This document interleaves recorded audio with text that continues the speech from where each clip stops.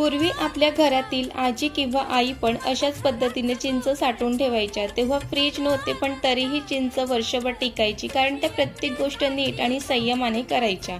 उन्हात चांगली वाळवणं, कोरड्या डब्यात ठेवणं या छोट्या छोट्या गोष्टी खूप महत्त्वाच्या असतात। आजकाल आपण घाईघाईत सगळं करतो आणि मग पदार्थ खराब होतात, पण थोडी काळजी घेतली तर चिंच खूप दिवस मस्त टिकते।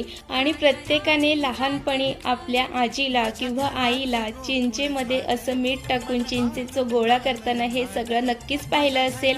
आणि ही खास आठवण तर लहानपणीची प्रत्येकाचीच आहे आणि तुमची सुद्धा असेल तर हे नक्कीच कमेंट करून सांगा। तेव्हा हे आई आजी करताना तेव्हा असं वाटायचं हे काय करतात, पण तेव्हा त्याचं महत्त्व, त्यामागे काय मेहनत असते हे काही कळायचं नाही।